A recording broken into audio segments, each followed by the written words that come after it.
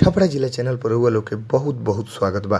भोजपुरी के ताजा तरीन खबर से अपडेट रहे खातिर आज ही सब्सक्राइब करी छपरा जिला चैनल। जी हाँ, आज की जो खबर बा एगो सबसे बड़ा प्रश्न बन के आइल बा। जी हाँ, 2017 के सबसे नंबर 1 हीरो के ताज मिलल बा केकरा रुआ तो पता ही हुई, भोजपुरी के सुपर स्टार पवन सिंह के।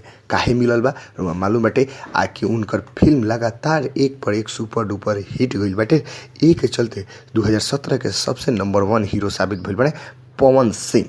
जी हाँ, लेकिन सबसे बड़ा प्रश्न आज के बन के ई आइल बटे, ई सफलता के बरकरार रखे खातिर पवन सिंह सत्या के अपार सफलता के बाद के तैयारी उनकर का बाटे। जहाँ रउआ लोग के भी मन में प्रश्न उठत हुई, आकि सुपर डुपर हिट भइल सब फिल्म सत्या गद्दर वगैरह सब भी फिल्म हिट भइल, लेकिन एकरा बाद ऐसा कौन फिल्म देवे जा रहा बा भोजपुरी इंडस्ट्री में। काहे कि 2017 के पूरा अभी 8 से 9 महीना बाकी बाटे, और यह 9 महीना के बीच में कई गो फिल्म पवन सिंह देवे जा रहा बड़न।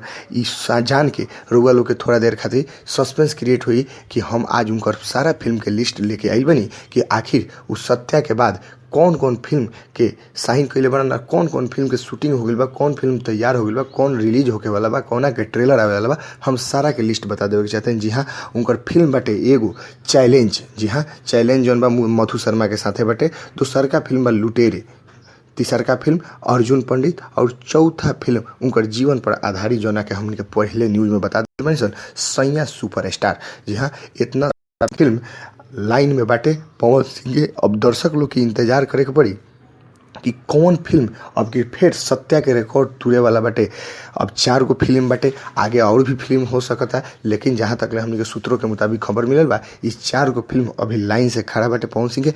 अब दर्शक लोग के देखे के बाटे कि कौन फिल्म के सबसे ज़्यादा लोग पसंद करता। हमने के आगे भी बताएं सन, बस रउआ लोग अभी कभी सब्सक्राइब करी छप